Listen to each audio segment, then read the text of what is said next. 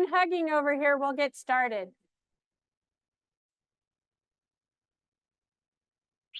So welcome to our March meeting. We've got quite a couple of celebrities here that are going to be talking tonight. Probably don't even need an introduction, but we do have a couple of announcements to make before we talk about these guys' show, which I'm very excited to see. Hope everybody brought paper to take lots of great notes. And I told them that I was just going to schedule them this summer to do a joint workshop, and then we can just all pick the dates here and let them know when it's going to be. Perfect. Okay, that was easy. We got nothing to do. Pardon me? And they're going to do it for free. Yeah, so there's no cost to anybody. So maybe we can go someplace really cool. So the first announcement, Doug was going to make an announcement about next month's meeting, which I'm super excited about and hope I can make it back in time. So next month we're going to have Donna Gill's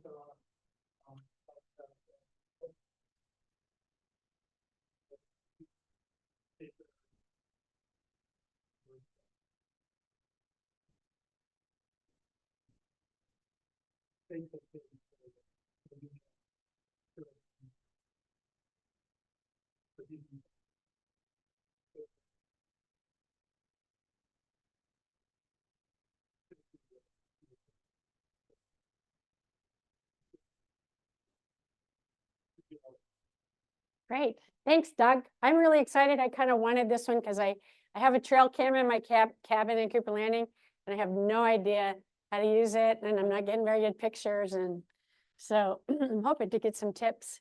And Jen also has an announcement to make tonight, a very special announcement. Special. She's coming up to the front. Keep being here. I'm gonna do this just for the Zoom people too. So my very last duty as Alaska Wild Coordinator is to announce the 2024 People's Choice Awards winner. Super excited about this. So we had a absolute record number of votes this year.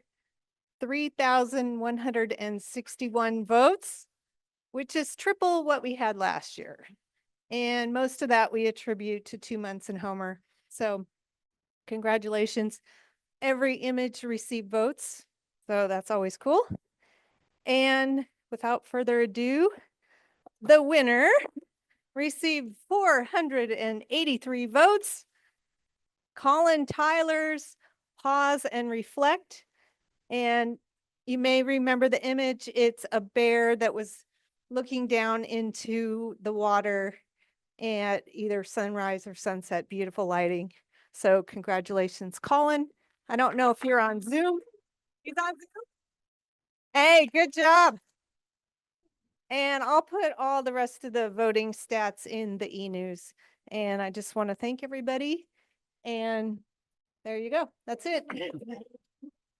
Thank you. And thank you also for all the time that you've done to make Alaska Wild so successful. We just so can't thank you enough for that. Thank you. So, and if anybody would like their voting ballots for their images, just talk to me. I will hand them to you. And if you don't want them back, I'll recycle them. So just let me know. Thanks. thanks. I just have one quick thing I wanted to say. Kathy and Liz and I just got back from India. And one of the things that we did while we were there was we took some of the Alaska Wild books with us to give as gifts. And they were a huge success. We gave them to each one of the lodges. And one of the lodge managers and his wife made us sit down and go through every single picture and tell them about Alaska. So now your images have been seen not only in Alaska, but also in India. So without further ado, I'd like to introduce our speakers, two people who have been near and dear to my life for many, many years in photography. Mike DeYoung. How many people here know Mike DeYoung? Okay. How many people have ever taken a workshop with Mike DeYoung? Okay, we need to get some more workshop participants for you, Michael. There's a free one coming up this summer. I Yeah. Exactly. And so Michael has been my friend forever. I don't even remember exactly where we met, but he has, that's true. He's been instrumental in helping me to improve my photography for many, many years. And I consider him a very dear friend. Jeff Schultz? How many people here know Jeff Schultz? How many people here have ever had an image with Alaska stock? How many here are very sad just today about those images? Never mind. Stock industry's gone to hell in a handbag, but back in the day, Jeff has also become a near and dear friend of mine. And I have learned so much from him and was so happy the day that he selected me to be one of his photographers. So tonight they're going to do behind the scenes. So get your paper and pen out and take lots of good notes. And hopefully someday, I don't think it's going to be this summer, but maybe someday we can have the two of them when they're both in Alaska do a photography workshop for us out in the field. So thank you guys. Well,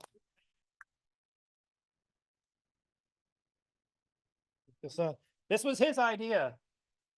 And I agreed to put the show together. So Jeff gave me his content and I put it into the presentation that we're having tonight. And I looked at his stuff and I thought, I should just sit this one out. We got some great stuff, all Alaska.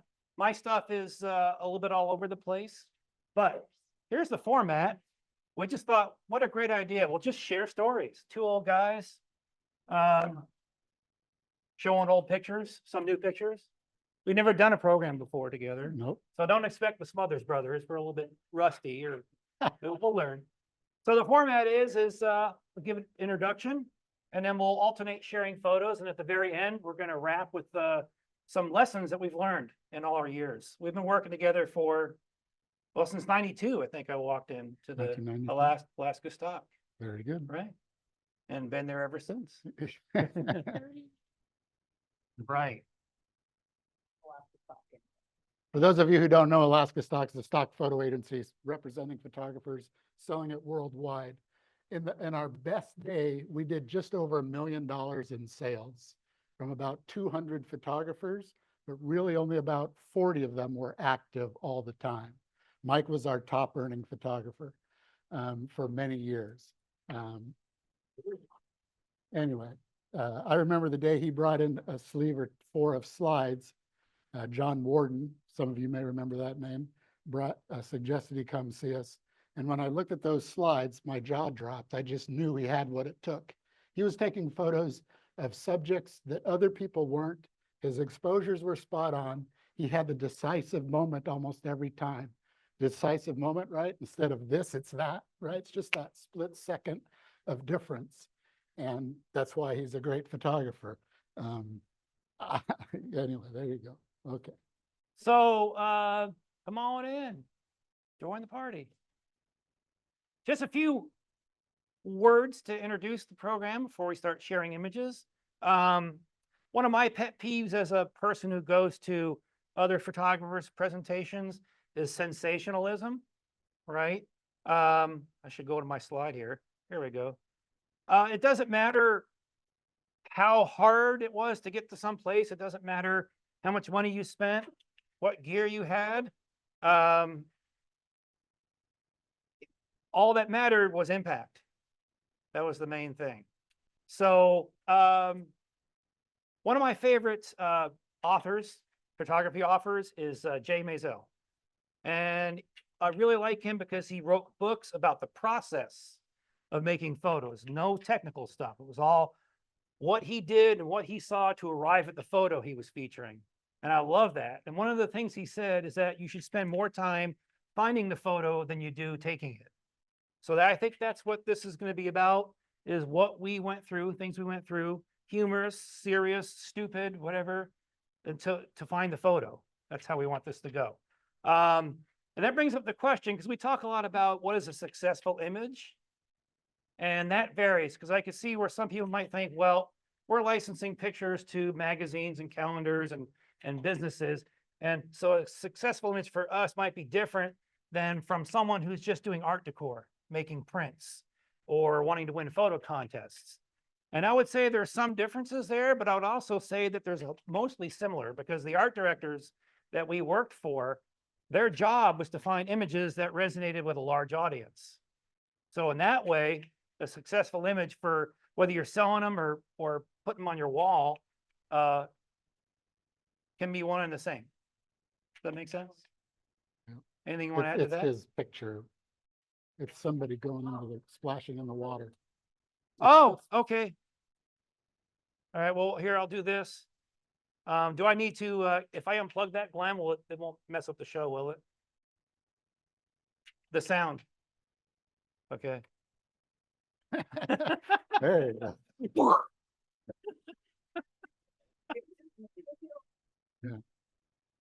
Okay.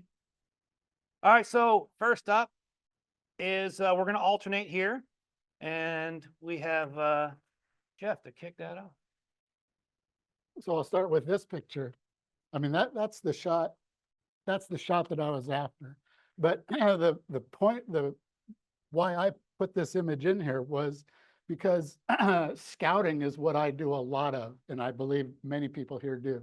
But I contend that it's great to drive every single road and every path, walk down, everywhere you can go looking for another spot.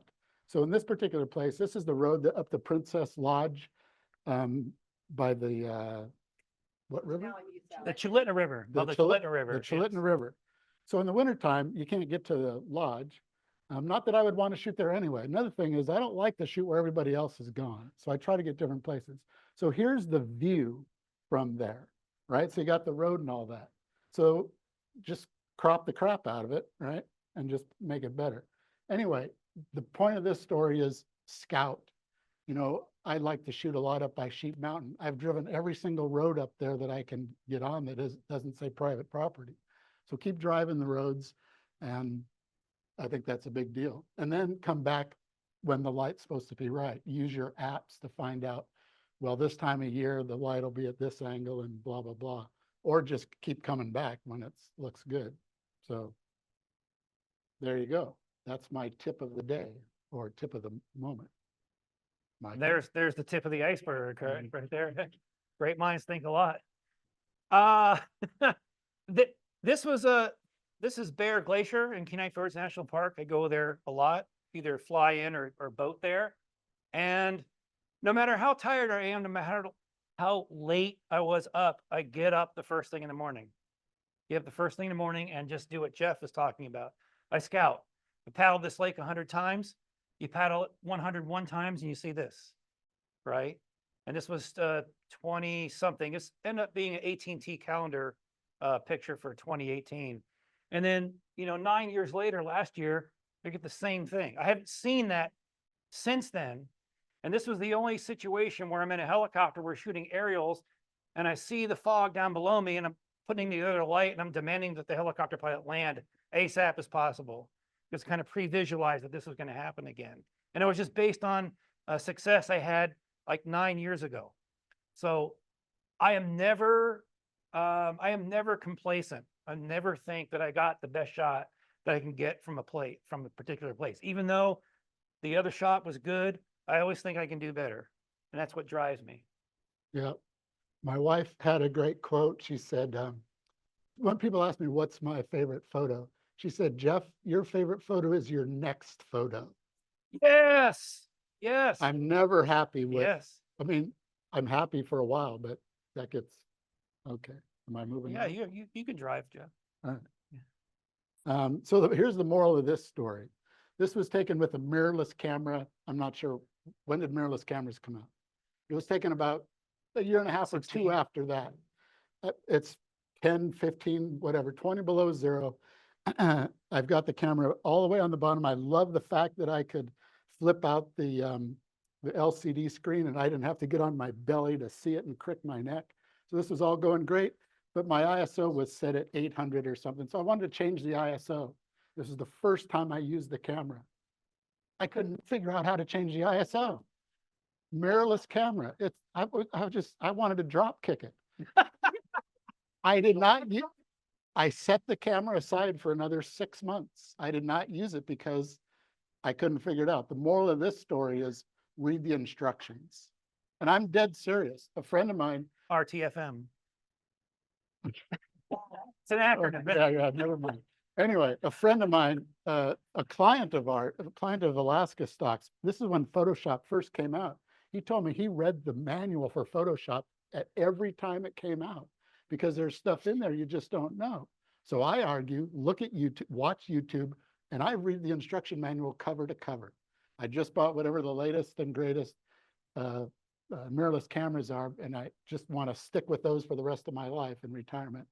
And I read the manual cover to cover. So there's really no moral to this story other than well, there is another moral to this story. I didn't know focus peaking was a thing when I first got this camera. Focus peaking, for those of you who don't know, if you set your camera to use focus peaking, if you have a mirrorless camera, once you turn the camera to manual focus, everything that's in focus lights up red. So you can manually focus. And once everything's red, you know it's sharp. So you're not having to do depth of field or what's it used? Hyperfocal distance. But yeah, Anyway, that's the moral where of is this. this? I don't know. You don't know? Okay. Yeah. There are a few things that I don't like to share a lot about where I shoot, but it's somewhere in the Matanuska Valley. Beautiful place. It's a great place. Chugach Mountains. Yeah. So when I got my R5, I'm not kidding. I spent 3 hours at my desk learning how to use that camera, going through every menu function, customizing it to the way I like to see and shoot. I hate focus peaking. Drives me crazy because you can also do depth of field. A lot of people don't like pressing the depth of field button because in the old days, it made the image dark. Well, engineers in Japan or wherever they design cameras have figured out how to not do that. So when you press your depth of field button down, voila, the LCD stays bright and you can check your focus. There's two ways of doing that. I just learned something tonight, right now, because I did not know that. So evidently I didn't read it. What's that? That's that little thing in there that says expose sim, right? In the camera. Yeah, that's right. Yeah. Anyway, so there you go. I love focus peaking. I'm shooting a moose in a bunch of brush. I can turn on focus peaking with a 400mm lens, and when its eye turns red, Yeah. there you go. They give alternates, right? However your brain works, Exactly. right? You get the Yeah. job done. Yeah. Right? There you There you go. go. Perfect. All right. Am I up next? I'll drive. Looks All like. it. right.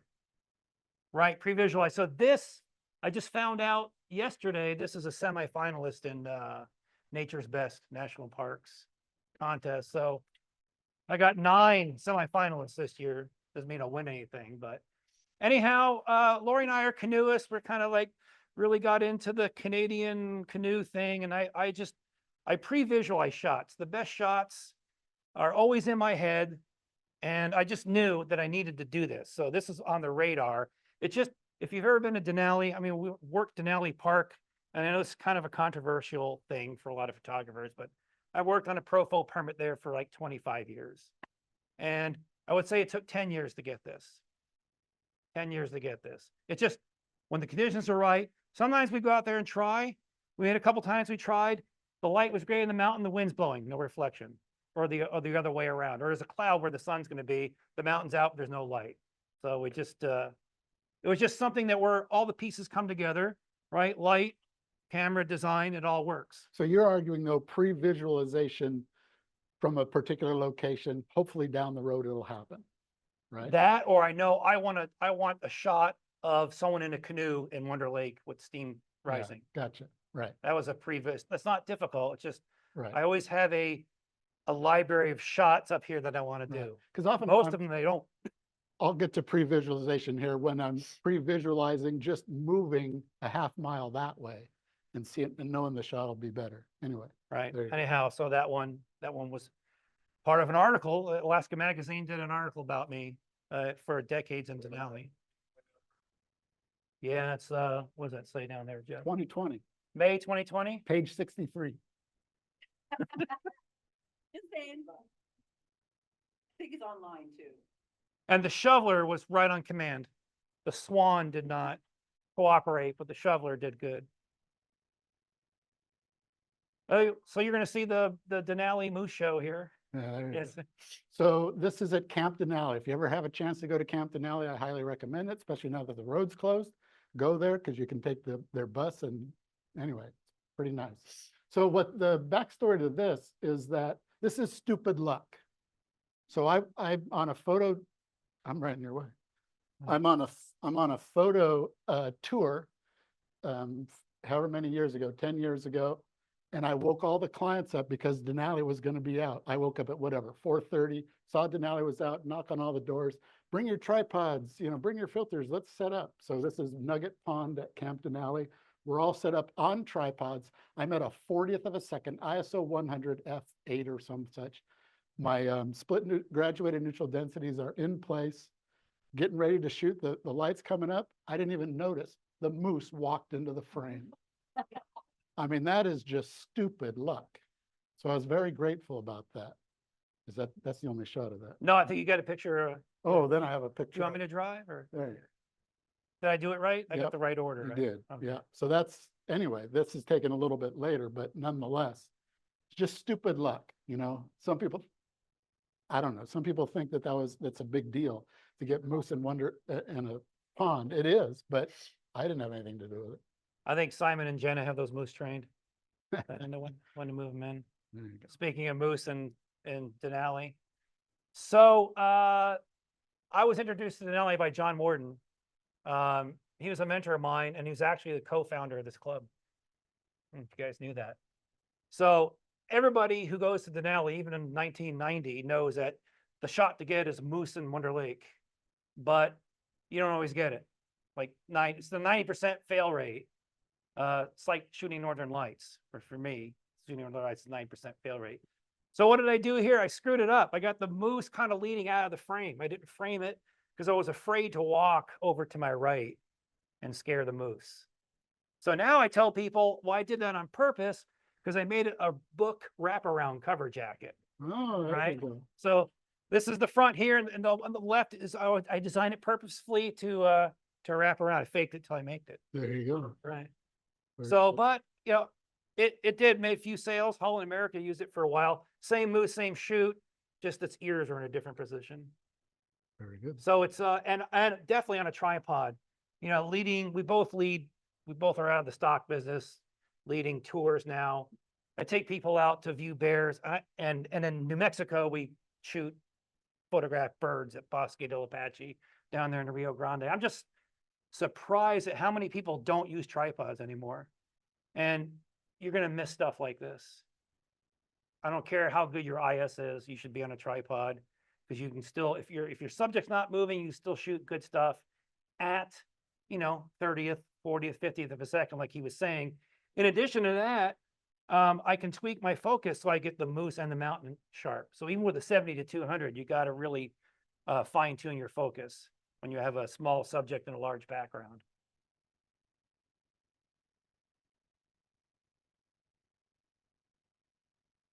That one's yours. I think of why I put this one in there. I put this one in there again, it's scouting. So I have a lot of friends that have airplanes, and we were flying around, we were actually going up to Ruby to do a photograph of a dog musher up there in the summertime. And we flew over Kasugi Ridge, up by Talkeetna. And I said, I got to come back here. And so I did. And if you want a great place to photograph, Kasugi Ridge is killer. This photograph, but in order to make this photograph, it was a matter of timing and everything. So I had to check the weather, had to find a pilot that flew me up there, dropped me off. My son went with, we spent the night and then got up at dark 30 to do the shoot. And these are, look at that, the way Mike did that, that's cool. You got one more. Okay, these are just some of the images from there, but make the most of it. This is all shot in one day, but we just, To the people that were. Oh, something's happening here. You should have one more. There we go. oh, there we go. Yes, a good thing is if you do have models is to bring a radio with you, because all it takes is a person.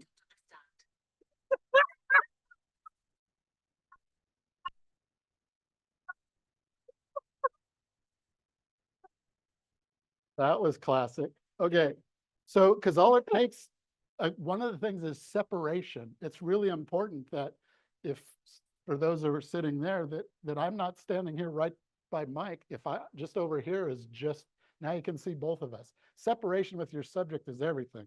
So just having them move sometimes 6 inches is a big deal. So anyway, having radios with you is a good idea. Well, sorry, I don't understand. Whoops. There we go. Okay. So this is a picture that went absolutely nowhere, except for the cover of my latest brochure. I hired a creative consultant in 2019, and she went through hundreds of images and put together a brochure for me to send to clients. And it cost me like $50 to print each brochure, and I printed like 100 of them, right? And then COVID hit. And then half of them are still sitting on my shelf at home. But this was another one of those pre-visualized shots where we just drove up and down the Denali Highway, and it puts together everything I love about photography. So landscape photography is my first love, always has been. But then I also love everything outdoors. So, I mean, Lori and I are backpackers and hikers and paddlers and skiers. So if I can combine people, landscapes, natural lighting, and fine tuning my artificial lighting to all supplement and blend together, that's what I love to do. So this is more of a personal hallmark, and another one of those shots that was in my head for 10 years before I finally found all the conditions right to do it. The only thing that was missing was that there was no reflection. This is at Tangle Lakes, but I didn't care. I knew that the aurora in motion would paint the water green, so I just went with it. Very good. What'd you use to light Lori in the tent? So I have I have 2 flashes in there. They're wireless. I think wireless radio flashes are just wonderful. And there's a company called Magmod. You just like stick gels and grids. So I have kind of a bare bulb flash with a heavy gel filter in the tent, and then I have another one with a very, very low power just coming out and striking her. Mm-hmm. By the way, this is supposed to be an interactive thing. We don't want it to be a lecture.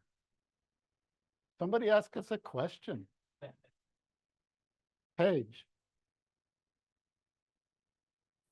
Shutter speed or ISO? Well, with Aurora, I mean, I'm usually 10 to 15-second range. If you go any higher, you start getting star drag. But and of course, flash duration, right? If you understand, flash duration is real fast. So that's going to freeze Lori in place. And so I don't know what it is, but it's going to be multiple seconds. I have to stay still that whole time. I was gonna ask you, how long did you have to stand there? Yeah. It's like 10, 15 seconds. And then he'd say, Well, but he did it 12 times. in Oh, 10 yeah. or half an hour. Yeah. Oh, well, the hard part was getting the lighting right. You don't get it right the first time, Right. right? It bleeds all over the place, and the Right. power is off and running back. So it's 2 o'clock in the morning. We're tired and there's no one around. We're probably yelling at each other a little bit. Yeah. Yeah. And we'd love to answer questions, because hopefully you guys learned something tonight. That's the whole idea here, right? Okay. I have to put this in here just because you saw the last shot. That was my son going like this with Denali with the tent. Now it looks like he's getting shot by somebody. Anyway, sometimes it doesn't work out just right. The whole thing with Ben was, I would always say, okay, Ben, strike the pose. And for striking the pose is like this, right? Or like this. That's striking the pose. And then I said, whatever I was for this. Okay, there's Michael's. Oh, I'll go back. Some finer points. I know he thought about this.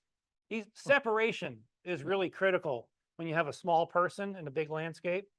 If he had shot him and his arm bled into this here, it would tank the photo, right? You got to think about that. You got to think about, we physically see a separation. I can see a separation between the edge of my computer and the folks in the back row, but if you take a picture, those lines blend together. So it's kind of formula pictures, but it works. I mean, we're specifically trying to make him stand out from the background. Yeah, there was That works. You won't see the photo in here, but I was in this same location or close to the same location. There was a caribou laying down, and I looked at, and he was 200 yards away. And I knew when he stood up, I needed him in the lake, right? And so we walked down several hundred feet in order to, and then waited for like an hour for the caribou to stand up. And when it stood up, it was separated from the lake. So separation's everything. You have to pre-visualize your caribou standing. All right, what's so special about this? Nothing. Zero. Zero. Yeah. This is a crap photo. Yeah. So this is a shot of the creek coming out of Otter Lake on Fort Rich. So I went back there at a different time and different light, and I got this. This is the same place. All right. So this is one of my best-selling holiday cards because he sold it, 20 plus times for me. And the point of this is that we sort of tend to get big pictured out and not looking at details. Mhm. Right? I saw this picture and I took it and I totally hosed it. Right? This is in February. It's been like 20 below for 2 weeks. And I took the picture. I was so excited. I went down to Photo Wrong before they closed and got the, got my film processed. And then I totally hosed it. And then I went Hosed to, it, meaning you blew it. I blew it. It was Yeah. overblown and Overexposed? overexposed. And I went to, I think I went to Stewart's and got a grad ND filter the next day. And I went out there and reshot it and got that. That no longer exists. The trees have all changed, but I mean, I really admire photographers, particularly macro photographers. I like photographers who can see something that's not obvious. That's what separates us from people with cameras, is the ability to see things that most people just gloss over. Right. All of us in this room have that ability. What lens did I use for that? Exactly. Yeah, I shoot more landscapes with a telephoto than I do wide angle. Okay. So again, location, location, location. That's Denali. I hired the dog team to be there. I walked up to that cabin months beforehand, knocked on the door and said, "Hi, I'm a photographer." and became friends with them and photographed this cabin and this location several different times. That's actually Martin Boozer. I hired Martin Boozer to be the dog. Was he Martin Boozer then? He was Martin Boozer. I mean, he was like the 5-time champion, Right. still in, Yep. okay. Yeah, I gave him $500 and a few pictures. But anyway, the moral of this story is, after making friends with the guy with the cabin, I took him a 16 by 20 print of this. Now I'm friends for life, right? So I've done that several times with them. And there was another picture to go with that, but it'll come up later. It'll come up later as like 4 or 5 pictures, Jeff. The previous shot, you were mentioning that you used to implement filters to go down. Correct. Mine or his? Someday. But now with modern digital cameras and the ability to adjust that exposure up and down, even if you're overblown, can you do a lot of that in post-processing, or do you still use the old manual filter? Is that for me or Jeff?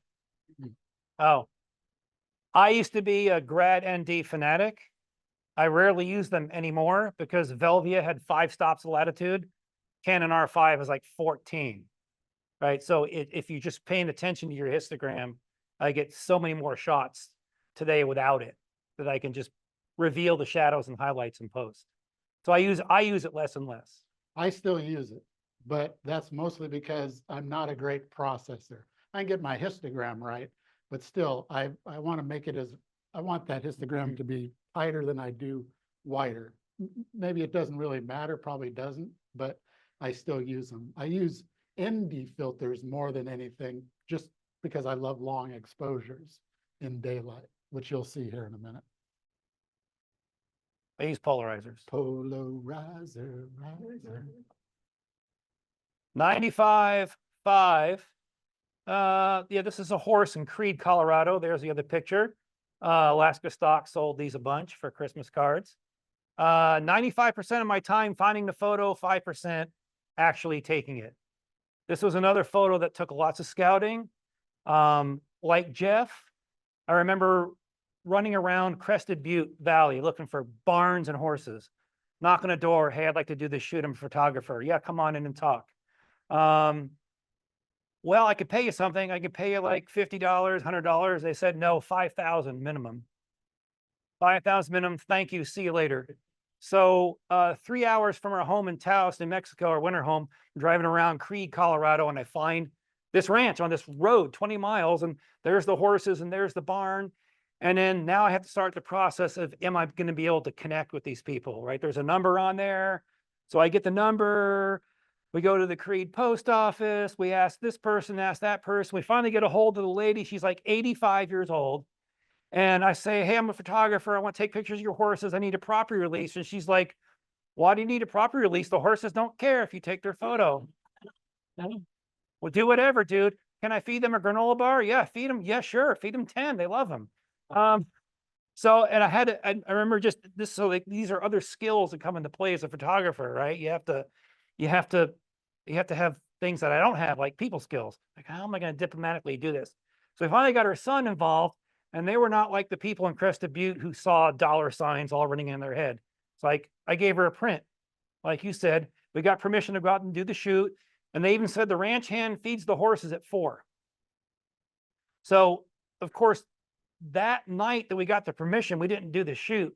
We had to go back home to Taos, and like a week or so later, come back to Creed after it snows. I got this gray, bland day, which this looks like Alaska, but down there, it's like, doesn't do this all the time. So it was a matter of, we finally got permission, finally got property release, and then we just set up our wreaths and our Christmas gifts and coaxed horses over with granola bars until we got the shots. There you go. Take some work. Takes some work. It was a lot of work to do this, and they don't all work out. I've got productions. These are what we call self-productions when shooting stock. You go out and you put money and resources into getting the shot you want. Sometimes they pay off and sometimes they don't. In fact, the ones that work usually pay off the ones that didn't work. Right. Right. Exactly. Yeah. I placed the snow on the wreath. Yes. Yeah. Yeah. Yeah. Yeah. Well, He's a professional. I've got a top production team working for me. So that we brought a ladder, or you were on my shoulders, one of the two. So you brought the wreaths with you? Oh, yeah. Oh, we brought all the props with us. Yeah, all the props. Except the horse. The horse was there, right? I think we still have that wreath too. Yeah. So this Look at was the that. shot that was gonna come after the last Denali shot with the dog musher. Same Yeah, location, beautiful. the cabin's off to the right. This is a focus stack photo. Just shot this last summer. It's on the cover of my 2026 calendar. And it's one of those things, the moral of this story is keep going back, same locations, different light. I spent the night there in the back of my truck, got up at dark 30 and just shot like a madman for a while. Is there anything after that? Nope. This is yours. Yeah. I shouldn't have put it after that. You know what's funny? I'm going to tell you what's funny. I love this shot. I really do. I think it's great. And we were talking earlier about how do you know a good shot? I only know a good shot because I like it. Doesn't mean it's going to sell. Doesn't mean, I don't know. But then I think it's good. But I think that's great. So, you know, I get cracked up when Mike says, you got all these great shots. And he shows this. And he says it's, anyway. It did well for calendars. Yeah. Yeah, Alaska stock has the right color. So purples, oranges, magentas, pinks sell better than your primary colors, red, green, blue. So if you see those colors, you go to town. I use obviously wireless strobes a lot for people. If you're ever shooting people anywhere, you should carry a light. I mean, you have to. But I use it on landscapes. This is 2 strobes with a gel and a long throw, meaning I got back as far as I could with 2 lights from the field of fireweed, and I crisscrossed them. I did that to make the lighting. And I learned that from Joe McNally in one of his flash classes, and it worked. It had several good calendar sales. Yep, lighting, that light would have been okay with a graduated neutral density filter or with proper exposure, but with the flash, it just jumps out. Right, because Great. it's the quality of light over the quantity of light. Right, Right, quality of light is great. over the quantity of light. Okay, And the Cirrus lit up. so- questions? Answers? Okay. I have two photos that have made over $100,000 in their lifetime. This is one of them. So this is back in the film days, if I remember right. Yeah, I'm sure it was. And this was back when I used a Tiffin graduated filter that was purple at the top. That's why the mountains, you can't really see the purple there. It's better on the screen here, but Yeah, you're right. You can't see any it till it's case, there. a little bit purple. The whole idea here was I pre-visualized an airplane sitting on a lake with a fisherman and Denali in the background. So I looked up the weather. Denali was going to be out, have a friend with a plane on a lake at Amber Lake. We spent the night there. He said, well, just wake me up if you want to go. So I wake the guy up at whatever, 4 o'clock in the morning. And he says, okay, put some gas in the plane. So I go up there with a 5-gallon can and I drop the can into the lake and all kinds of, anyway, we finally got out there. His daughter is in the plane asleep because he can't leave his daughter at the cabin by herself. Anyway, we get up there flying, no Denali. It's clouded in. So we did the next best thing. We landed on this lake. We had this scouted the night before where the lake was going to, or where the shot was going to be. Landed there, did the photo. He's wearing my yellow shirt. Mike always gives me a hard time because I use primary colors as opposed to, he typically dresses people the way they normally dress, like in whatever the latest color is that people like. Oh, I would get color charts from Corpus and other agencies all the time saying use these colors. Yeah. And I just use red, yellow, and blue. Well, you got purple on top. That works. Yes. Anyway, this photo, it was over probably 15 years. It sold over 100 times. Yeah, Was that photo taken from a boat or from shore? was taken from shore on top of a beaver lodge. Yeah, I was standing The on. beaver was pissed. Stands up. You got more in this series, right? You got, Yeah. The funniest part of this, though, was the 5 or 6-year-old girl woke up. She starts climbing out of the plane. Danny says, wait just a little bit, Danielle. And Danielle tripped and fell into the water. But anybody here know the late Danny Davidson? Super duper guy, great pilot in the world. He flew me Iditarod many times. Anyway, he plucks her out of the lake. She's wearing a life vest, fortunately. Plucks her out of the lake, puts her back in the plane, covers her up, and goes back to fishing. Anyway, so this, I wanted to duplicate the photo 20 years later. Not nearly as cool. I mean, it just isn't nearly as cool. And then there's some of the tears on it. Yep.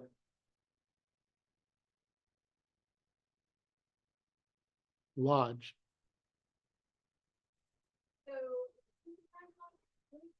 Yes.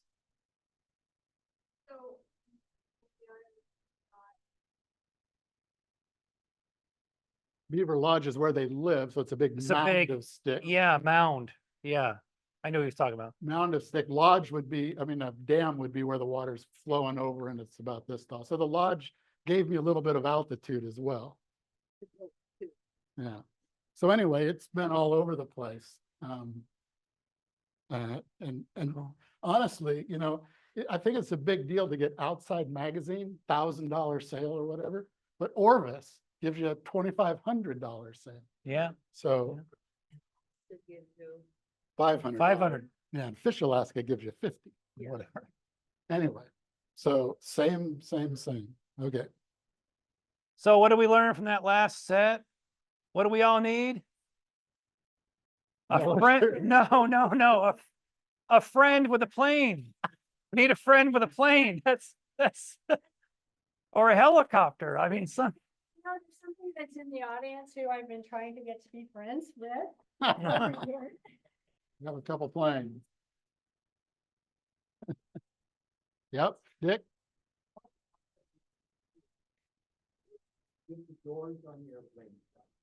Doors on the airplane shut. There you go. Yeah. Why is that, Dick? Okay, cool. I'll take that. Very good. Yeah. So this is my most recent shots. This was last summer. And the moral here is I had a British client who's never seen a bear before. And he came out with one of those Olympus makes it. Does anyone here shoot OM? They have a nice 200 to 600 f4 or something, $7,500 lens. And understandably, he's like, how close are we going to get? Am I going to get closer? Is this lens going to be enough? And I'm thinking, yeah, I think for the most part, it's going to be enough. So we fly out to Silver Salmon Creek Lodge. The ATVs take you to your room. And then we get on the, and I've been coaching them the whole time, telling them these are the things you need to be ready. We get on the trailers, we go out, and this is our very first shoot. And we are not there 30 seconds. I mean, we are not there 30 seconds. I'm here, Andrew is here. His wife is behind us with her iPhone. And there's a group over here and there's a group over there. And these two bears are far across the river. And literally within 30 seconds, they did this. They came right at me. They came right at me. And if second nature, right? You have your camera gear second nature. You have I shoot a lot of action. It's just dialed in. And I just shot and shot and shot. These bears, I think, did not know we were that close because this front bear came like Lori and Liz, like right here. And its eyes went like that. Both of our eyes went like, he said, oh shit, I'm too close. So he goes over here. So, and Andrew's right here. And then the two bears are like from me to Jeff. And they're over here. And I just look over at Andrew. I go, is that close enough? And his wife has got her iPhone. Oh, this is great. Is this going to happen again? So the moral of that story is know your equipment and have it ready all the time. And not only have it ready, but I'd like to have my camera set up so that it's already exposure ready, meaning auto ISO or something. So you don't have to think about anything. Reset, because if these bears were pretty close, they're both, I mean, the back bear's a little, Yeah, he's going to be a little, you got to shooting wide open, were you? probably 5'6" to 6'3", something like that, at 1,000th or higher. So I have my Canon set. This is why I love Canon. I don't really like talking about camera wars because there's a lot of good equipment out, but I love Canon because I have my focusing system set up to where I never have to change a button, and I'm ready for landscape or high intensity action. You have a test. I have it customized. My Canon is always on AFC. So, and full-time manual override in the focus. So if I'm tweaking and back button. So if I'm focusing on a flower or landscape and here comes a bear, all I gotta do is push that left button, boom, and it captures it. You were on the tripod. No. No, No, he wasn't. no, I wasn't on a tripod. You're talking AF servo? Yeah, we were there 30 seconds. I barely had time to get on. I barely had time to get on my knees, right? And we're going, okay, I hope these bears do something. Oh shit, here they come. What did we get? What did he get? Black frame. He got a few good shots. Yeah. His wife got amazing video. But And she was a star out there. She had this magnetic thing on a $2,000 Swarovski spotting scope or something, but she didn't use it for that shoot. but likely they're not going to get the shots Mike does because he does it all the time. So that's the Right. moral of the story is you got to get out there and shoot and keep shooting. All right. So this is my pre-visualization. This is one of my most published Iditarod photos ever. And so the moral of this story is don't stand up when you're shooting. But We can take that out now easily. the pre-visualization was I was down there on a snow machine going over Rainy Pass. And I looked up and said, wow, if I could just make it up there, I'd be in good shape. So Barry Stanley was my snow machine driver, and we parked the snow machine over here, and we took probably a half hour to get up there. And this is like 1983 or 4. And then we waited for an hour or two for the dog team to come by. And then we stood up like idiots. But anyway, that shot there has been published 1 million times. And And I honestly didn't know that it was gonna look like that. I mean, I'm over here. I couldn't see around this corner to see all the great angles that were there. I just knew I wanted Okay. to shoot down on Oops, Musher. sorry, Jeff. That's all right. That's the next one there. We got that It's one. been published a bunch of times. There we go. Like Alaska Airlines, Outdoor photography. photographer. Ooh, is there another one? No. Okay. Was that Susan Butcher in the? No, Diana. Oh, I saw red, that's why I was wondering. Yeah. Oh, that's- yeah. That's Susan Butcher in the left. I shot the that lower in left. section. But anyway, Diana Dronenberg was her name then. Now it's Diana Maroney. Just saw her last week. She's a pilot for Iditarod, drives a 185. That's a Mazda 185. Maserati 185. All right, what's mine? All right.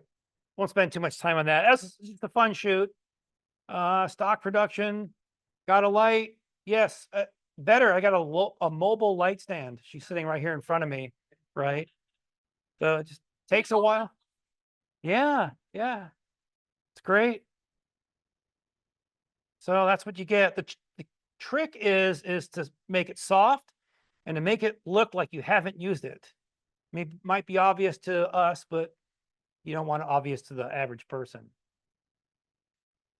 And now you have a whole series of these, right? On the yeah. Okay. Thanks. Location, location, location. I love the moose's tooth. Oh, I'm sorry. We had a gel on the flash, and I also have it set up so that it's kind of going over their head, so I only, I get a little bit here, most of it bleeding off. into the Yeah, head. it's called a kiss or a punch.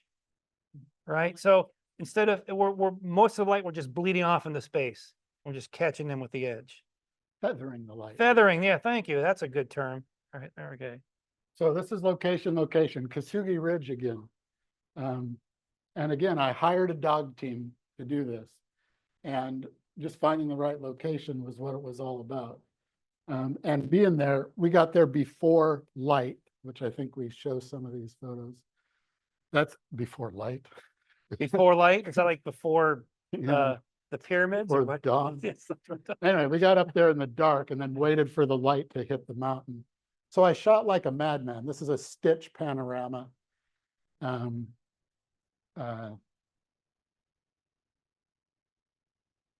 do you do it? Do you just have the dog team hold still? There's no dog team in that shot. Oh, It- it's panorama. You can go backward, left arrow. There we go. Yeah. I see what you're saying. But I did, the answer to your question is, I did do a stitch panorama with a dog team, and we just used the 1 or 2 frames that had the dog team in it and stitch them together. But just a beautiful location. So No kidding. I've yeah. gone back there many, many times. You can actually get to this. I believe this is the lake now that's up at the end of the trail if you hike up Kasugi Camp from Kasugi Ken Campground. It was before the campground was up there. But So you hired a dog team. yes, What'd you pay the dogs? good What point. they worked for. Hired the musher. Uh. And it was nice because it was a husband-wife team. They brought 2 teams. So we had a lot of different options. So So you need a friend with a plane you just and a have friend with a dog team. just call around enough people, you'll find a dog team. That's right. So, don't leave fish to find fish. That came from my late friend Pudge, who was a fly fishing guide, and we did 4 books together. And we were out fishing in Lake Clark National Park. We weren't catching anything, and I suggested that we leave. And she said, "You don't leave fish to find fish. There's fish here." And I thought, wow, that's apropos for photography as well. So this is 2016. I did 736 miles in the PCT, 45 days. Right, I did state of Washington 500 by myself. Lori broke her leg, and then she joined me for the 236 in the Sierras. And of all that hiking I've done, I carried a camera with me. There was maybe 3 or 4 times when I said, I have got to stop. This is just a good photo to be had here in the morning. So, I mean, we're out, when you hike that long, town, shower, pizza, you know, a warm bed sounds good. So we delayed that for a day. And this is like this is Banner Peak in the Ansel Adams Wilderness. We're like 18 miles from getting into our hitch to go to Mammoth. And I just said, we're staying here because I pre-visualized that we might get that in the morning, right? And that's all there is. That's all it is sometimes. It's just timing. No special equipment, same old A6000 Sony camera with a small lens. And even when I'm hiking, I don't carry a tripod. So when I'm shooting on the margins of sharpness, I shoot like 50 photos. I mean, I just get myself hunkered down, arms in here, controlling my breathing, continuous high, and I just hammer it. And I'm going, please make sure one of those is sharp. When I'm backpacking, you know, we're carrying a 30-pound pack every day, you know, 700 miles. And we were struggling in the Sierras. I was doing, I think we were maybe doing 15 to 16-mile days. Right. Or in Washington, in Southern Washington, by the time I got down there, I was doing back-to-back 20 to 26-mile days. So kind of slowed down. So it's also good to have a spouse to act as a model, but notice the separation and notice her bare leg. If it was black, it'd be okay, but because she has a bare leg, I think that helps. There's a bare leg. If you Oh, do you notice that she's in there? Yeah, see? Pretty poor separation, right? Hmm. Yeah. Pretty poor separation. So, and then that was amazing because I sent this to I had a really good working relationship with Backpacker magazine. I've had 18 covers, I think, of that magazine. And we got off the trail and I sent Jenny that picture and she got back with me in the next few days and said, I want that for the cover. So it was like, that was my fastest shot to publication, I think, just a month or two. There we go. Look at that. Nice to have people with airplanes as friends. Are the doors closed? So I'm in a Super Cub photographing, looking down. This is at Ultima Thule Lodge in the Wrangell St. Elias at the base of Bernard Glacier. And those are the pools that are, you know, at the base of it. Anyway, we just circled around. This was actually an award-winning photo. Everybody say, ooh, ah. I can't think of the award it won, but it was, I think Alaska Magazine published it. And so they put it out to, you know, to somebody and they won an award. So I have that on my wall. But anyway, which do you like better? Anybody like this one better? Two, half, Bill? Half? So just everybody, I mean, you don't have to like it, but I like that one better. everybody likes this one I better. like that one better. like the lighter one. My eye goes to that. That's clean. Okay. So it's really interesting. I love getting people's opinions on photos. I love this one, but it doesn't have the impact with the, I mean, you kind of see the plane forth, you know, Yeah. your after eyes all that, running right. all around and then, oh, there's a plane there, as opposed to there. All right. Yes, that's a person walking right there. Oh, look at that. Good eye. Yeah. Didn't you notice that? This surprised me. 78 sales on this one. Surprised me.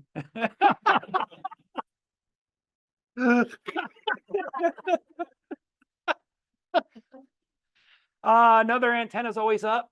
This is Vulcan Arenal in La Fortuna, Costa Rica.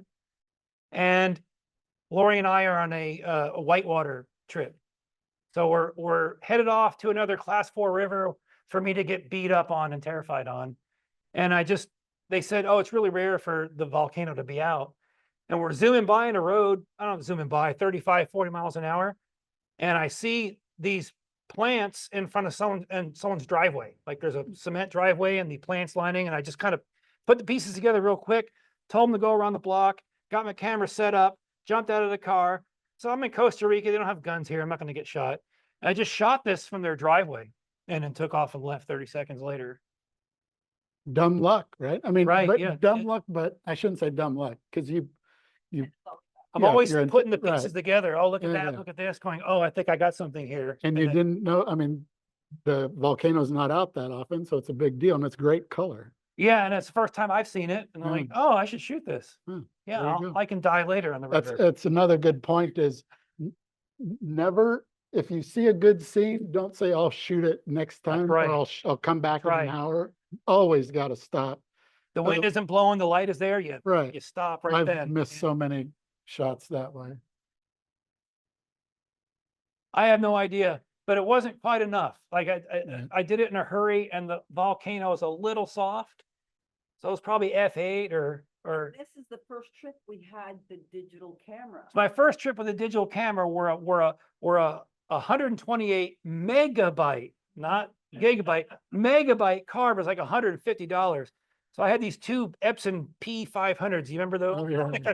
Stick the card in. That's what I Download. had. And I had a one. It was my first digital camera, the Canon 1DS. You know, it was like a $8,000 big camera.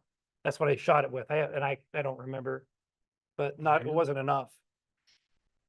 A So friend with a plane. Look at that. another friend with with a a plane. plane. This is a carbon cub. This is a friend with a carbon cub. Is that what they call them? Yeah. No, is that what it? No, you have a Can you carbon see it? cub. Holding this with a wide angle. Well, so We had a an NRS different cam angle, strap. a different angle is what you want, right? So this was shot with a real, 35 millimeter digital camera. And so a different angle is all about the backstory of this is that we went up there to shoot an airplane with Denali, and Denali was clouded in. So we decided to go up the Ruth Amphitheater instead. And before we got up there, I got onto a beaver lodge. May have been the There it is. same beaver lodge. That's- Anyway, so I bungee corded a 2x4 onto the strut of the airplane. And then you can see the cameras, it's on a ball head. That's a ball head. There's a bolt going through a ball head, and then the camera's upside down with a 17 or 16 millimeter lens. Everything's duct taped down. Nothing's gonna fly in the wind and hit the wing. If the camera came loose of the ball head, the strap of the camera is duct taped to the 2x4. So unless the bungee cord failed on the 2x4, I wasn't going to lose a camera, but I do have all risk camera insurance. So Man. it would have covered that. Is there another one after this? Yeah, I think you got a couple more in there. Oh, look at that. Yeah. Yeah. Oh, so this is good. All right, so this is a different shoot. Now I'm in the Wrangles and I'm shooting with the camera looking forward. But then, no, it's not. Whoops, sorry. Anyway, so same thing, only now the camera's upside up. But so here, the pilot loves this photo, but what I was pre-visualizing, that's me in the airplane. I'm shooting it with a radio remote control. So I tell the pilot, look to the left, because I know the sun is Sun's over right here. there, on the yeah, left. yeah. And I said, lift the wing of the airplane so the sun will hit the side. But what I didn't realize is this. Oh. Doesn't that suck eggs? Fortunately, though, the camera at least is in the window, so you don't really see it. Otherwise, it'd look really dumb. Nowadays, you could easily fix that. And anyway, there's the moral of, I don't know what the moral of that story is. Have another friend with an airplane. No, the moral of the story is you picked a unique point of view, There you go. right? You took the Looking up. time and effort to make a unique point of view, Yeah. and then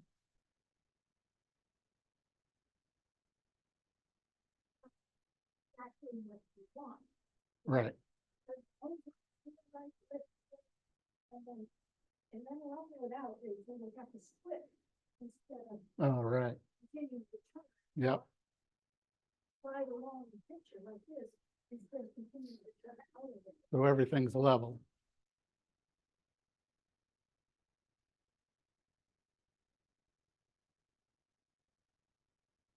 There you go. so I love the duct tape, right? That's just like the Alaskan thing. Has anyone ever seen the meme? I've seen this meme. It's a roll of duct tape, and it's on a toilet paper roll, and it says duct tape doesn't fix everything. I just thought that was just We needed to know that. Yeah. It's hard for me to escape any potty humor opportunity. I know we keep hammering this pre-visualized theme here, and this is a nature's best winner. This is in the Smithsonian, this picture. This Great Sand Dunes National Park. I hired the talent. We were doing the shoot. So dunes is kind of like snow. You got to be careful where you go, because like I'm gonna go over here and I have to walk around this way because I don't want tracks in the picture. So the moral of the story here was pre-visualizing my leading lines later in the afternoon, because that's what makes sand dunes interesting, is light and shadow. So I marked the location. Might want to have been the first times I used my Gaia app or made a pinpoint or something, said we're coming back to right here because I want to shoot this from High Dune. High Dune, I think, is the highest dune out there in the park. And again, it was just timing. It was just, I got the talent, I got the light, I got the location, I know what I want. It's just arriving at the right place at the right time, and it just all falls together. 70 to 200 millimeter shot, 500th of a second at f8 or something. I mean, just really simple stuff. Mark, did you say that was? Great Sand Dunes National Park. It's like 2.5 hours from our house in Taos. It's in southern Colorado, near Alamosa. I like this picture. Yeah, too. I'm all about small animal, big landscape. This is in Lake Clark National Park. We're in a boat, and we're following this bear, and it's just walking along, dunka dunka dunka dunk. But I'm waiting for that decisive moment, right? Which to me, this is the decisive moment. The pause up a little bit. The bear's turning. Perfect. I'm using a polarizer. I'm at like 24 millimeter. I always shoot with two bodies. So I'm shooting with a 100 to 400 on one and a 24 to 70 on another. I'm wearing my vest. Thank you, Paige. And in it are two polarizers, so I don't have to go fish for my backpack that's at the back of the boat. So we were all over the lake. The polarizer wasn't needed all the time. But here I throw the polarizer on there, shooting like a madman. I publish this on the cover of my calendar. I make a 34 by 24-inch print of it, give it to the owner of the lodge. The bear guide tells me, that's a great picture of that sow, Jeff. How do you know it's a sow? Because It's the way it's peeing in peeing, this yeah, photo. peeing, yeah. She tells that my ultimate shot, the sow is peeing, which you can fix. Yes. Yeah. If you go to my dentist office, Oh, they have have you been there? Yeah, and it's peeing, and it's, it's, I don't know, 60 inches tall, and anyway. Yeah, but you know what? That's go ahead. I'm always shooting AI servo no matter what, even if whether it's moving or landscapes. If it's landscapes, I press the back button for AI servo and then just let it go, and it's in It focus. stays there. It stays there. Yeah. So This is hard. This is harder to do than most people think. I think it's easier to get close up to wildlife than it is to put a good wildlife in a landscape. I think it takes a little bit more effort and thought. So, and Yeah. he's good at it. well, yeah, right? and It's great. and I'm pre-visualizing what's going to happen, and I'm telling the boat driver where to be. Inch along, stop here, wait. So it takes that effort as well, telling the guide what to do. I tell Michael, always with an implied please and thank you. Yeah, military days get a tendency to just bark orders, but So why does it peeing make it a female? Don't males pee too? They hear it. They pee out the front. they go. Think of a male dog. They go They go that way instead forward. of that way. Yeah. Female, yeah. It's a good one. Oh my gosh. What? Okay. This is Crystal Frank. Yes, and I'm over the moon that she came to one of my workshops. So this was not pre-visualized. This was on assignment for ATIA, and I had gotten deathly sick a few days before that. We're up on the Dalton Highway. We're shooting Anaktuvuk Pass. I flew to Barrow. Come back late at night from Anaktuvuk, get in the car, drive to Fairbanks, got to meet the director of the Morris Thompson Visitor Center. that afternoon, and I walk in and there's these, and I'll admit it, there's these 3 strikingly pretty Athabascan young women going to college, and they're giving their presentation and they're talking about their life in Arctic Village. And I was just so impressed. I was so impressed with Crystal, that she's so articulate and passionate. She's a very good communicator. She thrives in 2 different cultures. I can't remember the other gal's name. There was 3 of them. And I thought, I have to, these girls are such a positive image for Alaska. I have to photograph them. But I thought, oh my gosh, how is an old dork gonna connect with these young, pretty women from Fairbanks? And I tried the only thing I know how to do, which is humor, and that fell in its face. I didn't understand my stupid ass dad jokes, but, and so I said, I got to do this. I was fearful. I was very fearful. So I have to do this. So I thought about Clark Mishler, and Clark Mishler could do this strapped to a gurney under sedation, but I'm not Clark Mishler. So I said, okay, I remember what he did, tile faces. And I think, okay, portrait wide open. So I shot this at f4. Crystal's super sharp, but the gal in the back isn't. So I felt like they screwed that up. But I put this in here because at the end of the assignment, you hand in 3,000 photos of everything you shot. And the art director was a woman, said, everybody here loved those images of the girls from Fairbanks. Now that was a big plug because I'm not a portrait shooter. So just kind of getting reaffirmation that they really like this. Because I thought it was just, again, just striking.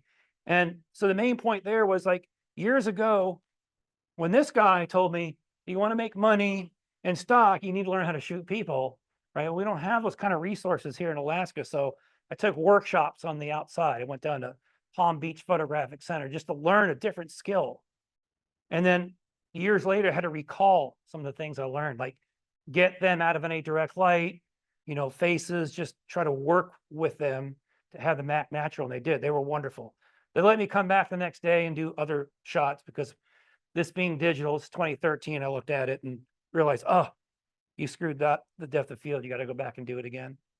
So there's, they use this a lot. And there's a picture of one of these gals there from that day hanging in the airport down by the baggage. Still have a picture down there. Moral of this story, it seems like it was a pretty junky day. So do the best you can with what you have. This is out Palmer by Connect Glacier. So what would you do with this picture? I mean, to me, there's not much to it. It's a gray, cloudy day. I love the icebergs. Anybody?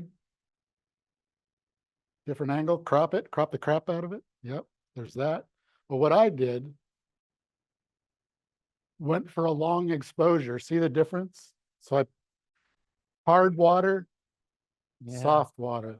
You can see the bergs moving, but I'll get over that or die mad, one of the two.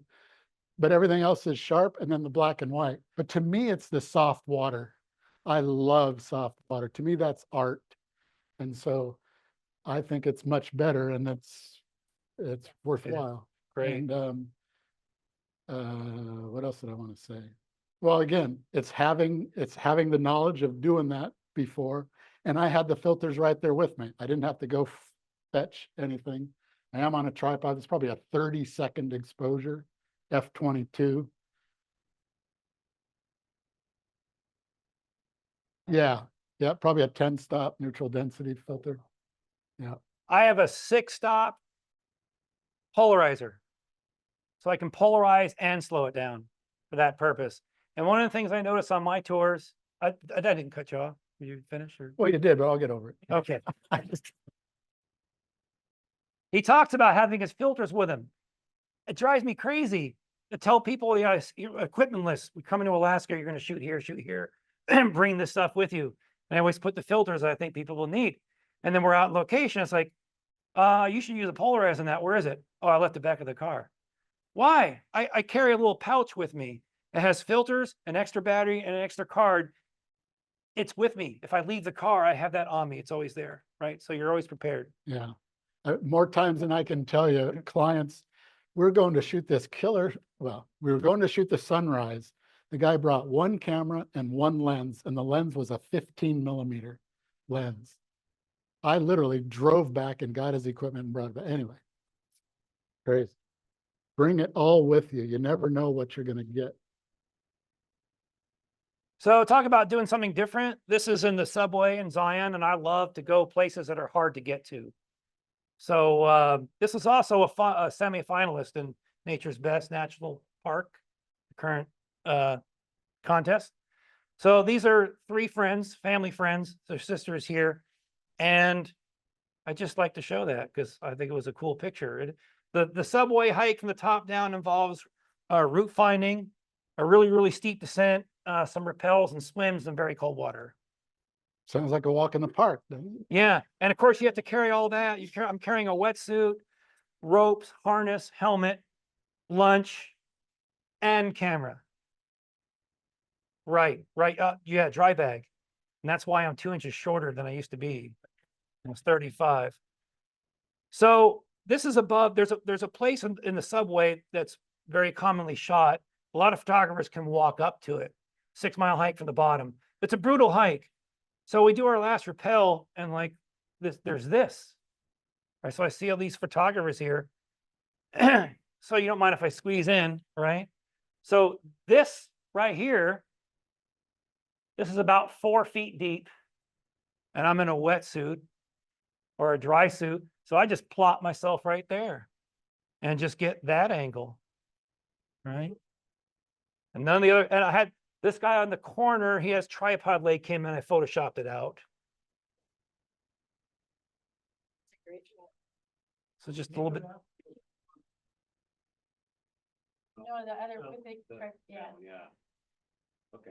Okay, yep. So the guy So that, you just got it by the front where the feet are. So you're shooting in between. Yeah. Right here. Yeah. That's where I'm shooting. that, Right in there. that-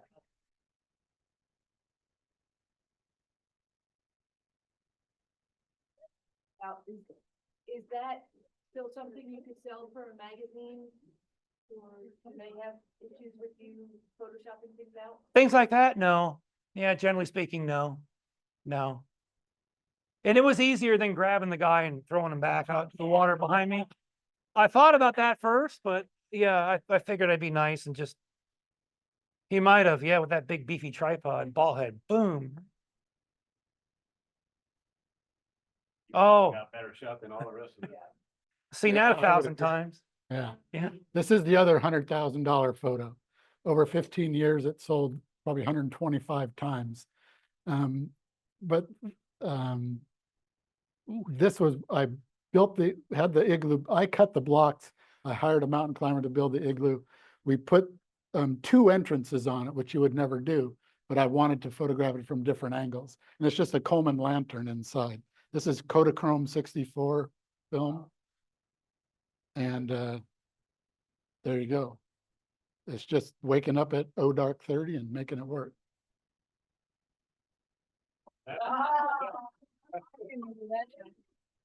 Was used for a dog shampoo ad.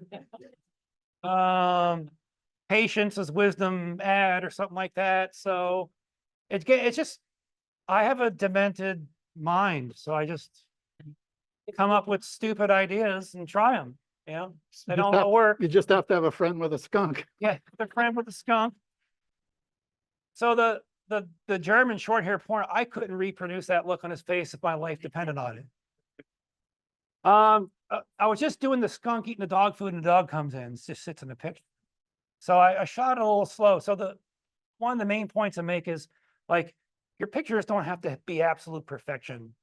I think a good idea always trumps perfection. Mhm. And so the dog's a little soft, but like I said, this Corbus sold this 27 times. So Yep. one of my favorite pre-visualized pictures. Yeah, there you go. It was a trained skunk. Yes. Yes. Yeah. Speaking of dogs, Speaking of Mr. dogs. Dog. So the Iditarod, I'm on my belly. It's a different angle, 16mm lens, shooting 14 frames a second, trying to get that decisive moment. yes. And there's times, I mean, that's the decisive moment, but not the best composition. Bunch of crap on the left side. I wish it could have been reversed and the dog was jumping the opposite direction, but didn't work. So just cropping. Cropping's your friend, no matter what. But I think the POV you made is very good, because if you had shot it from your standing POV, which too many photographers do, then the separation would be bad, because then the dog, all these people would be behind a dog.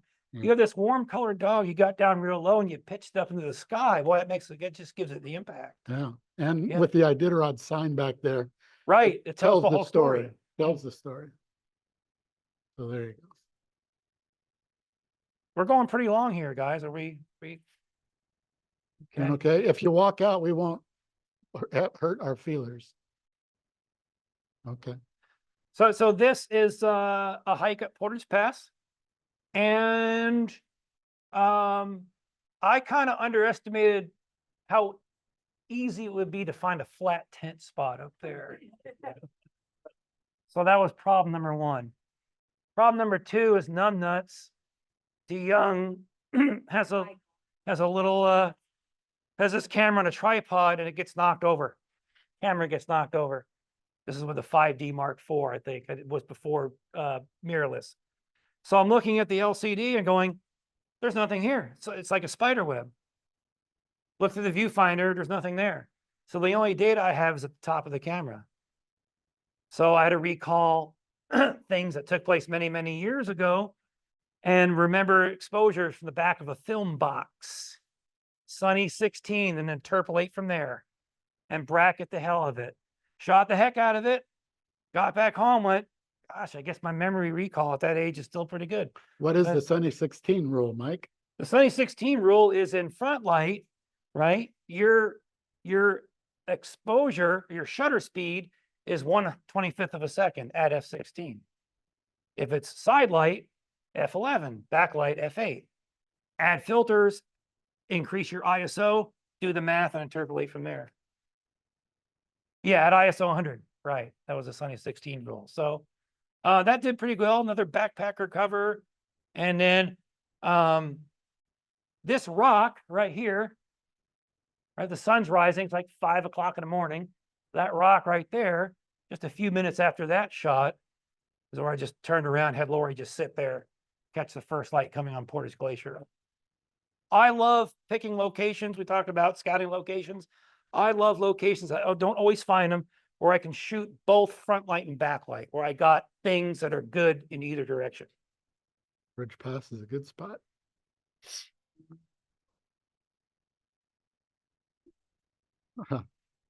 Lots.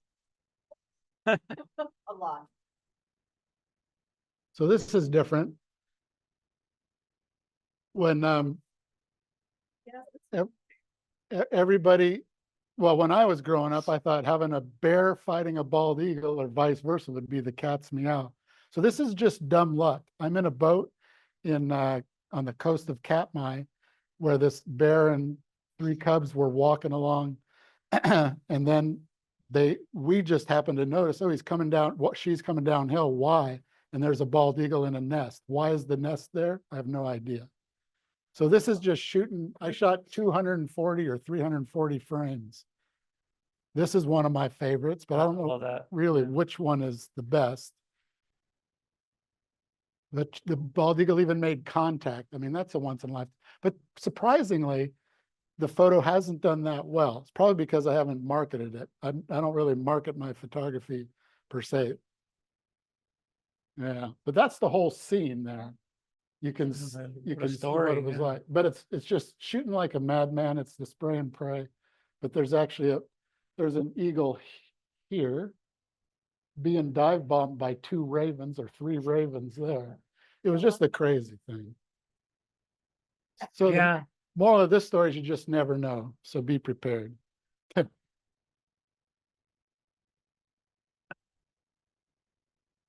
Joan, you recognize the model? Same first name. No. Yeah. We brought 4 dry shirts that day, and he did that many times. So it was just a fun, like I said, I have a demented sense of humor. I think the concept was to try to have him being pulled in by a big fish with the rod bent over, but it never worked out. This is one of those photos where it just seemed to be a disaster. This is actually cropped real tight from a vertical.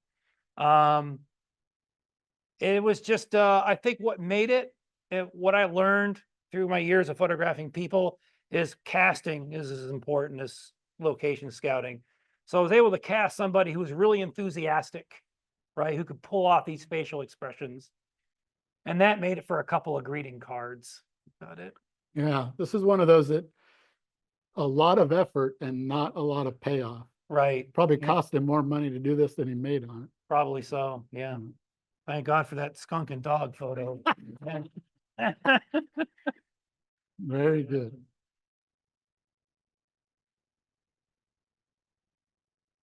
Yeah, he was great. Because when he got here, I just yelled, "Stop!" Yeah. So location. This is in Prince William Sound. I was in a boat with some clients and saw the fireweed, which, Prince William Sound, I'm looking off to my right and I'm seeing those hanging glaciers. I'm looking off to my left and I'm seeing the fireweed, and I'm looking beyond the fireweed and doing the math there and say, there's got to be something beautiful on the other side. So I asked the captain of the boat just to land the boat. We actually landed right there in front of the fireweed. Yeah. Asked him to pull off offshore, and we hiked way around to avoid trampling any of this stuff. Anyway, it's just location, and then shooting the crap out of it. Just vertical, horizontal. In the absence of any interesting clouds, you put in some nice branches here. I've shot this fireweed, but from the beach. So I like the way you kind of came back around and showed more context and depth there. Yeah, that's Yeah, we another moral of the story, is just keep looking around. Oh, there's Look all a over. second photo there. Yeah, which one do you like better? How many like the first one better? No, but how many like the second one better? Number 2, How many don't give a rip? how many want to go there themselves? Yeah. Yeah.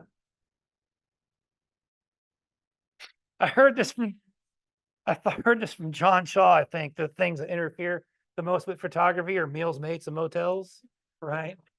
So this is Lori in front of the lodge we're staying at just after breakfast in the Dolomites. We were celebrating our 25th anniversary. So, and we celebrated 5 years of happy marriage that day. It was great. 5 years Okay. of happy marriage. All right, that fell flat. Forget it. Okay.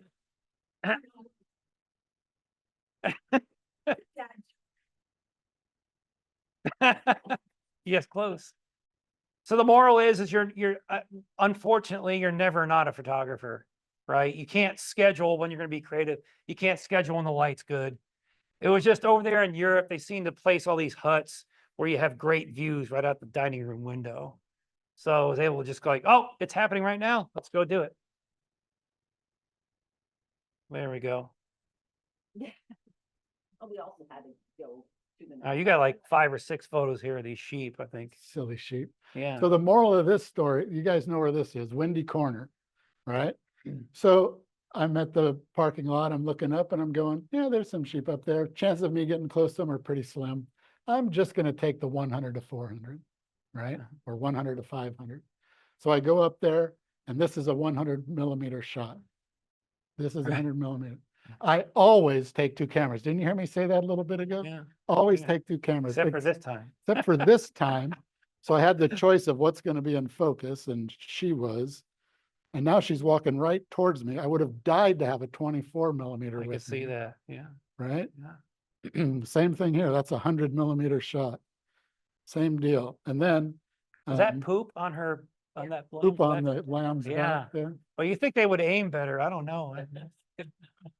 So then this is a year later, Nice. and I did the exact same thing. I said, I'm not going to get close enough. I'm just going to, this is a 100 millimeter shot.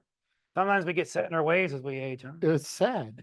It's sad. I mean, look at, anyway, I would have loved to have had a 24. So the moral of the story is stick to your guns and always carry two 2 cameras, 2 lenses at least, right? yeah. Common subjects and unique points of view. That's it. This is a mallard duck. And it just, you don't see that from a mallard duck. was shooting hippos at the San Diego Zoo. And a mallard duck landed. And I said, I should shoot that, right? Because you just don't see that often. And then one of the stock, I think AGE photo stock in Spain sold this over 30 times. Just shoot what's happening, right? So sometimes we get locked and no, I'm here for this subject. That subject's not happening, but here's a gift that comes in front of you. Shoot that. A Yeah, nice Christmas card. this Yeah. this is sold many times. The simple things is the moral of this story. How simple is this? The only thing I added, I used this is back in the film days, I think. I used a gold reflector to reflect the light from the left side and fill it in a little bit.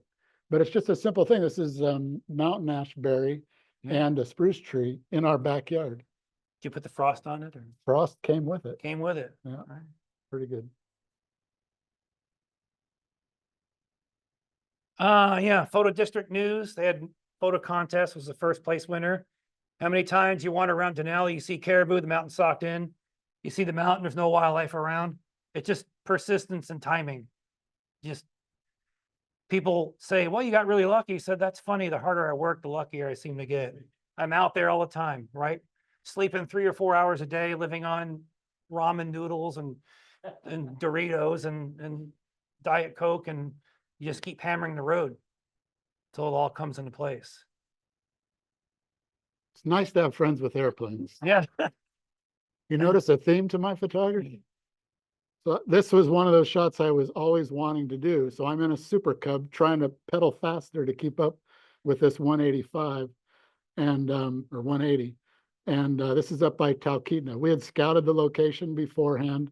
We left Anchorage in dark and in the Cub and got up to roust our friends out of the lake, out of their cabin at Amber Lake. And they got up. This is one of those photos that's done really, really well. Again, it's Yeah. with the pink filter back in the film days.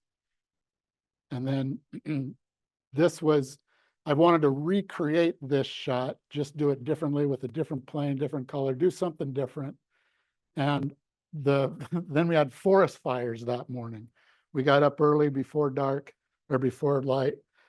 I shot this photo again from a Super Cub. This is going up the Ruth Amphitheater. Yeah, it's nice. And then this photo has done extremely well. Not like the others, but it did pretty darn good.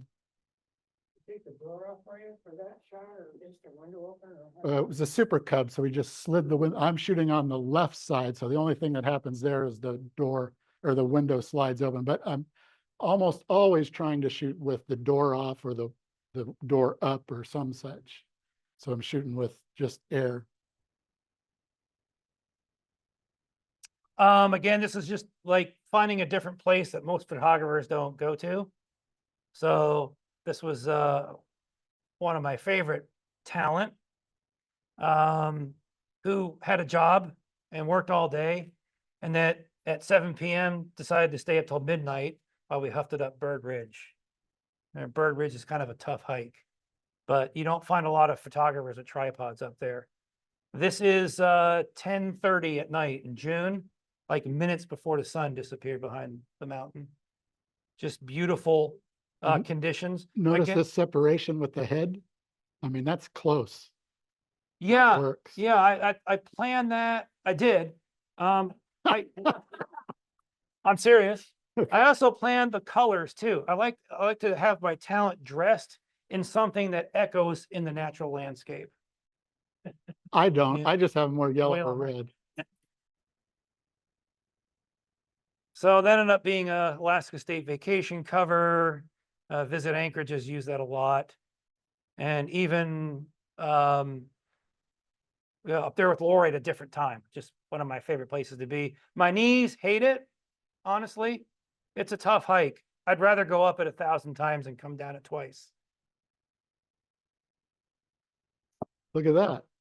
Is it supposed to be there? It's a plane. Jeff, What do you know? knock yourself out. So this is the same day as that last shot you just saw, forest fire. So we Yeah. actually took advantage of the forest fire. I just put a yellow gel or filter over the whole lens and made this That's shot. cheating, man. because it just wasn't that gorgeous. But anyway, it just flew around in circles. The key to, if you ever do air-to-air photography, is you have the airplane as the subject. You just tell him to maintain altitude and heading.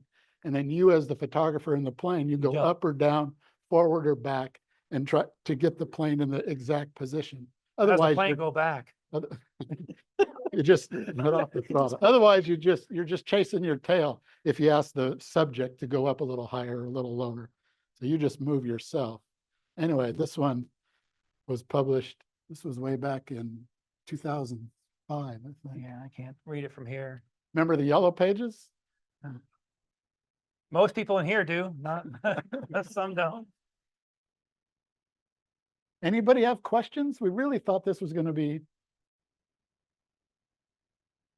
All right. I've always wanted to do this. Do That what? is, do this. That I want, I You want want, to talk to these people? I wanted to see the sun not set. So this is on a Congacut River trip. And Lori and I left camp at 9:30 p.m. We hiked 2.5 hours up to this mountain, and with the view of the Arctic Ocean, which was fogged in. And I just, yeah, it never went anywhere. It's just kind of a personal favorite, personal best. Just something you don't see from many other photographers. Was there a question? What mountain were you on? I don't know if there's a name. It's the Congacut River and the Brooks Range. There's a lot of mountains that are not named. Close to Caribou Pass. Close to Caribou Pass. I did something very smart, which is rare for No me. way. Yeah, I know. No It doesn't happen very often. Yeah, I do have to. I actually marked our camp with a GPS. Ooh, good idea. Because that fog moved in on us on our way back. And even though there's landmarks everywhere, you wouldn't believe how much the tundra looks the same when it's all fogged in. Yeah. So that GPS helped us find our camp. Hey, you guys see a theme here? I love that though. Look at that fall color and everything. Yeah, so that was the whole idea here, is I wanted to get that same shot, but in the fall. It's the exact same location. I'm in the same Super Cub, and a different friend with a different 185. And this shot is done really well. It really wouldn't matter. You could shoot any f-stop, and yeah, there's no depth of field here because I'm on infinity. Why didn't you have a yellow plane right here? Good question. There's Yeah. a lot of things I could have done better. Actually, we tried to That's get a great. really good shot of the plane landing on the lake, but we just Oh, couldn't okay. get the timing. It just didn't quite work. But in any case, yeah, the f-stop doesn't matter. I'm probably at 1,000th of a second or a 1,500th of a second, f4, polarizer filter. Had to get up plenty early in the morning so that it's first light, but Yeah, not it's first light. beautiful. Just And that's a, $2,500 sale to Orvis. And I don't know how many, just a few $100 sale to Alaska Airlines. that's funny that they use that shot there. Right. It is funny Because because, like, how many, you gonna get 167 people on that plane? yeah, It's like- exactly. Right, it's like. Oh no, people skills. This is what art directors do a lot. This is the state of South Carolina thought it was pretty cool being an Alaskan adventure photographer, so they hired me to go do their tourism campaign one year. And it was just a great exercise in people that have more money than brains sometimes. I had to learn I needed people skills because I mean I like hiking and maybe 3 people, but I had to do that. And they give you these comps. These are called comps, what you see on the left. And you have to create a picture. And that's what this is. I had to shoot, and we had 12 of these to do over a week period. So you would think that it's South Carolina, it's warm, it's humid, it's sunny, right? South Carolina is like Florida, except maybe a few less gators. But that wasn't the case because we were there like the week before Thanksgiving. It's 35 degrees on the beach, right? The wind is blowing out of north 10 miles an hour. So these kids, and of course, what was great about it was no one else out there to interfere. So it was just us fools out there. Good job. Well, it's funny you should say that because there's thanks, Bruce. I didn't pay him to make that a segue, but that's part of the story. So the kids were great. I planned ahead, working with the producer. This is the gal there is my stylist and wardrobe person. And so there's the producer and the art director, right? So these kids are freezing cold, but right, Alaskan's going to show them how it's done, right? Get in the water, get them in there, right? The life of a photo assistant, right? Just step up the plate. The kids did great. I got some good shots, freezing cold. This was my idea. I told them we needed to bring, there's a little portable heater there on the far right, hot chocolate, a warming tent, towels. So we did all that. The client loved it. That photo that you saw in the front ran on their vacation planner, like every state puts out a vacation planner. So me, being a total neophyte to social media, posts all this on social media. Hey, we did the shoot in South Carolina. We got these kids. It's 35 degrees and they did great. Oh boy, I got a call from the director of the tourism department. You SOB, you putting on social media that we're torturing kids down here. So that was a hard lesson learned. Yeah. We might have to step it up. It's 20 till. How many? Okay. do we have? I think we're getting close to the end. So yeah, we'll go We'll quick. go real quick here. Just one of my favorite spots. What the moral of this story is, you can make good images in any light. This is at 10:30 at night, complete dark shade. You could shoot this without a ND filter, but I did use one. In any case, the idea is just get proper exposure and go back to the same place over and over. I spent the night there, and I shot this at, like I said, 10:30 or 11 at night. Shot this the next morning in a Yeah. little pack raft. Nice. Yeah. Pack raft by myself, spinning around in a circle. That was pretty tough to get going. We'll go quick on these. This is it. We're Oh, done. Okay. we're So almost done. we're ending with lessons, right? That's We it. Perfect. we each came up with 3 things that we have learned through all the years of trial and error in our photography careers, right? So 3 from me, 3 from Jeff. Me, the light has to work. It just does, right? So I always thought ordinary subjects in good light will always beat superlative subjects in average light. And that's all this was. This was the group came to Alaska. They want to see Denali. Denali wasn't out. I wouldn't have turned this down for anything. Yeah, exactly. Don't stop it easy. Go beyond your first idea. Your first idea is never your best idea. I think Henry Cartier said, your first 10,000 photos are your worst. So any situation I'm in, I try it, I look at it and go, there's got to be something better, right? Resist FOMO, fear of missing out. Don't leave fish to find fish. Develop the confidence that you got something, work it till you get it. 1% better, right? We both have heard this at stock agency briefings, that the point was that an art director has 2 photos side by side, and the one that's done 1% better gets 100% of the sale. So it's just something that's kind of never left my thinking. And ideas and vision matter more than gear and technical perfection. Amen. Photos don't have to be perfect, but it's got to be different, creative. Yep. You could Right. get a great photo with your smartphone. You don't Yeah. need some whiz bang deal. So I learned this from marketing guru Seth Godin. Generate more bad ideas to get more good ideas, right? Bob Dylan and Paul McCartney wrote a lot of bad songs. So I've shot a lot of bad photos. This is hard to do. This is really hard to do, especially with people in photojournalism, right? You photograph what people are feeling, not what they're doing. You photograph what you're feeling, not what you're documenting. There we go. Don't polish a turd, get it right on location.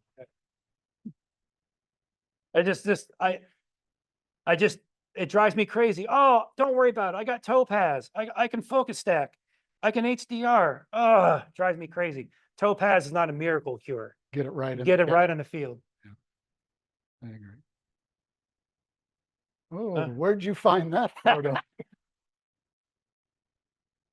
That's a surprise to me. Last year when you were in Okay. Willow, right? The idiot rod. Yeah, okay, get over there. You've heard this from me before, F8 and be there. It's right. all about being there. Jay Mizell said it.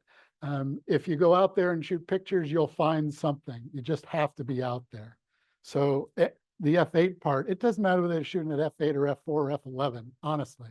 It matters whether you get the shot or not. Doesn't matter whether I'm at 2.8 or F11 here. Or, I mean, it does matter if it's sharp, so if I can't be at a 1/25th of a second, it has to be decent. But honestly, actually, Jay Mizell wrote a book. It's not about the f-stop. Yeah, that's what it's called. Yeah. Yeah, that's where I got It's a that. great And Light Gesture Color, those Yeah. are 2 books. And then be different, different place, different angle, different subject, different something. Has anybody ever seen this location before? Suppose you're not gonna tell. I mean, heck no. Hell no. This, I was flying in an airplane. I've flown this area a million times.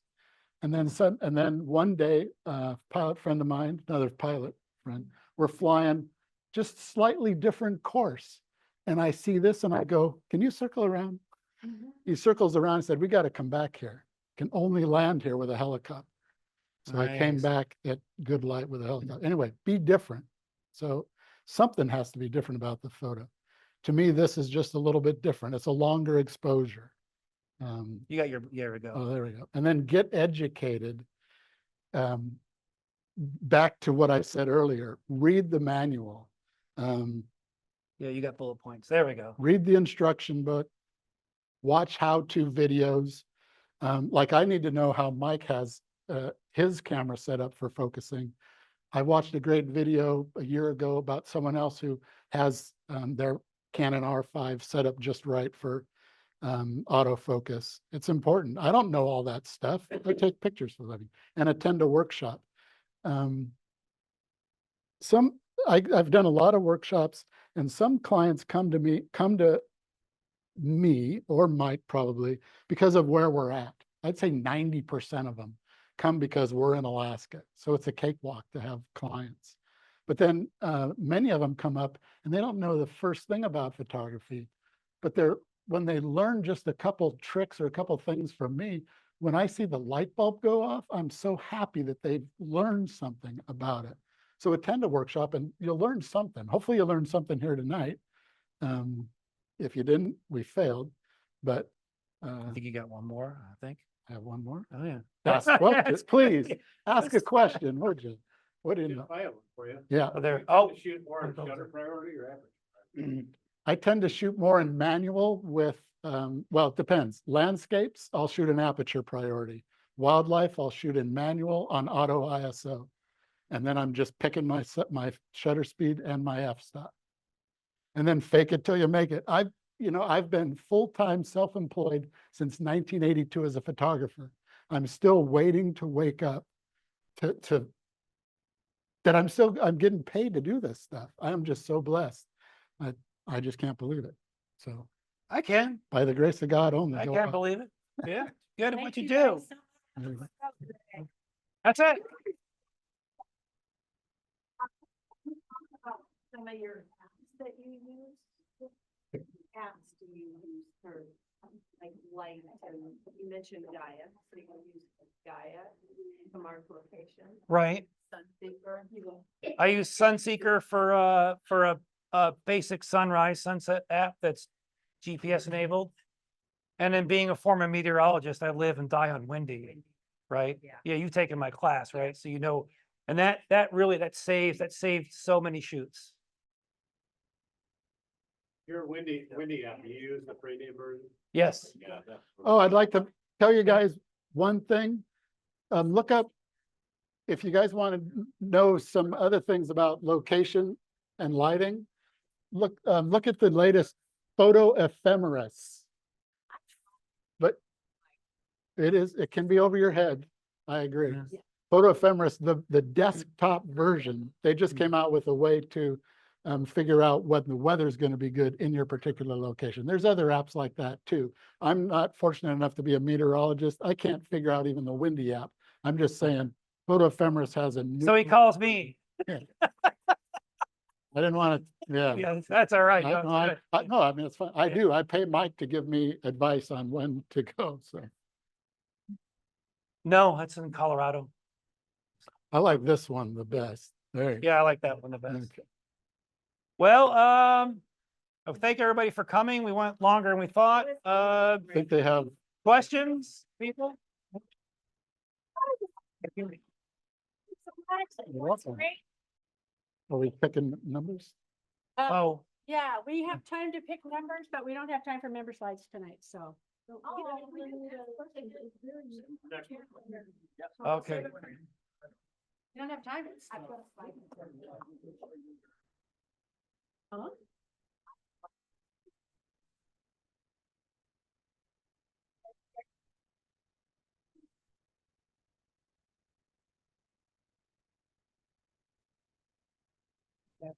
Really good.